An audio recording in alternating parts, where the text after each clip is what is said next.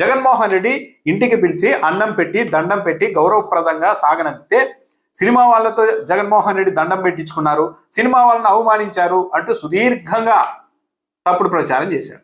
అదే రేవంత్ రెడ్డి గంట పాటు సినిమా పెద్దలందరినీ ఒక చోట ఒక రూమ్ లో కూర్చోబెట్టి గంట ఆలస్యంగా వచ్చి తన ఆజమాయిషీ చేస్తే మాత్రం ఏ ఒక్కరూ మాట్లాడలేదు.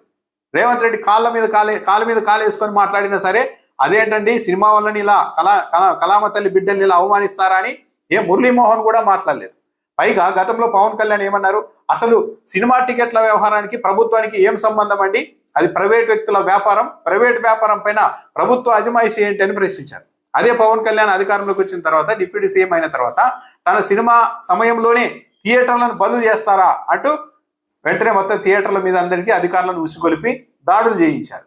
మరి ప్రైవేట్ బిజినెస్లకి ప్రైవేట్ థియేటర్లలోనికి ప్రభుత్వం ఎలా పోయింది అంటే మాత్రం సమాధానం లేదు. అంటే మరో యూటర్న్. అంటే జగన్మోహన్ రెడ్డి తెచ్చిన విధానాలు, అమలు చేస్తున్న విధానాలన్నీ సరైనవి అని తెలిసి కూడా వాటిని అంగీకరిస్తే అధికారం చేతిలోనికి రాదు. కాబట్టి జగన్మోహన్ రెడ్డి ఏ పని చేసినా దాన్ని నెగిటివ్ గా ప్రచారం చేసి మీడియా ద్వారా జనసేన టీడీపీ కలిసి ప్రచారం చేసి ఎన్నికల్లో అధికారంలోకి వచ్చారు. ఇప్పుడు యాజ్ ఇట్ ఈజ్ గా మళ్ళీ అదే విధానాన్ని ఫాలో అవుతున్నారు. అంటే కేవలం అధికారం కోసం 5 ఏళ్ల పాటు ప్రజల్ని ఏ స్థాయిలో మిస్లీడ్ చేశారు అన్నది దీన్ని బట్టి అర్థమవుతోంది.